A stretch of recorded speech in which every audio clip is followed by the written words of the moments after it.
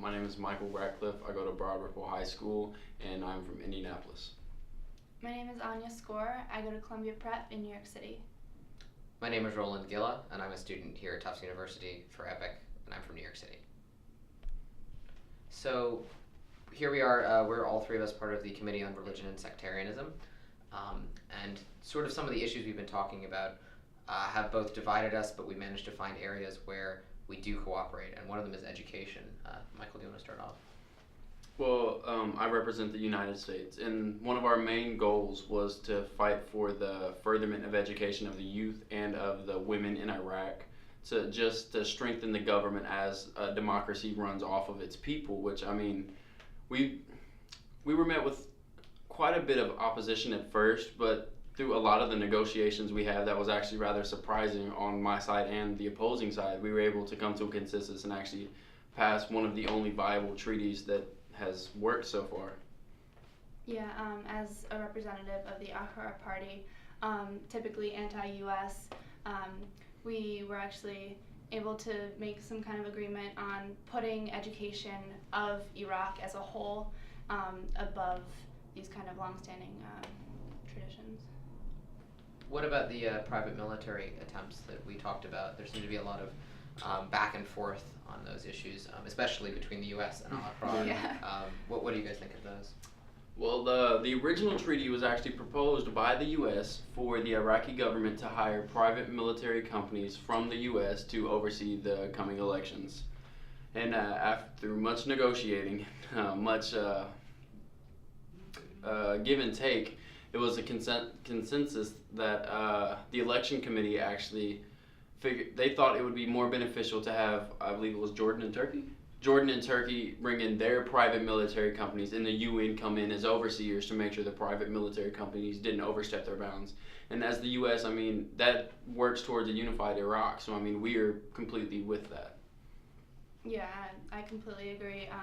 In our committee, we came up with an end goal that actually even involved the U.S., but thankfully for the Ahrar party, not so much the U.S., but we were able to get Turkey and Jordan in the end and limited U.S. involvement. And later, that proposal went to the Security Committee, which did not get passed, but nor did the other options, so that proposal is still ongoing.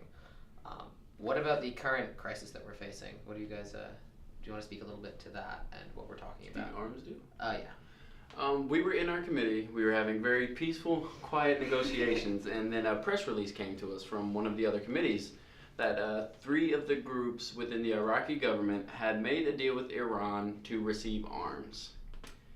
That obviously shocked a lot of us because we had not met with our delegations, and this was a direct treaty made within the Foreign Affairs Committee. So when we actually had time to speak with our delegations, it was quite resolved that that original agreement has now been dissolved, and a prior agreement to resources is now being enforced over that one. Yeah, my delegation actually hasn't fully reached a consensus yet, but we have agreed that cutting ties with Sunnis may not be the best for us, so we have decided to back out of the deal with Iran. And as Iran's mentor, one of the main problems with that has been going around to each different group that had originally acceded to this agreement and trying to find ways to work that out, rebuild trust, or punish the loss of trust. And that's sort of where we are now. So. Great. How has the inquiry experience been overall for you guys? For me, Broad Ripple, it's part of the Indianapolis public schools, and I mean, honestly, we don't get a lot of opportunities like this, but I mean, when I heard about this, I obviously signed up, and we've been working really hard to prepare for this, and I mean, our hard work has paid off, but surprisingly enough, we're using everything that we learned in our research. Like, it is stretching us to our limits. The oppositions are very well prepared, and this is actually much more of a mental challenge than I anticipated, but I'm greatly enjoying myself.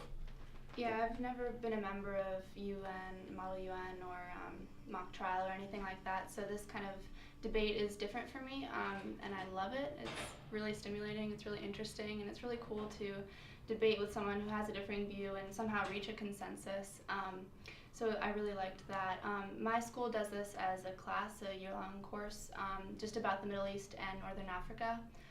So we've only been focusing on Iraq for a little while, but we've been able to use our background on all of the Middle East and Northern Africa, so that's been very helpful. Was this a class for you guys or a club? What format did this take back then? For us, it was more of you applied, we had to write an essay which was reviewed by a panel of teachers that was kept hidden from us. Then the teachers agreed if we were mentally capable and mentally ready to take on this challenge, because this is an extreme toll and this is a very hard thing to do. I mean, as it seems as we're doing it with these, we've had some of our fellow classmates like really stress out about this. So it was more of a selection process, and then more of a club that we worked on after school and like during our lunch periods. Yeah, as I said before, we had it as a class. It's an advanced history class in my school, and we had to apply into the class and be accepted as well. And we learned all about the Middle East and Northern Africa throughout the entire year, wrote essays, research papers, that whole thing. All right.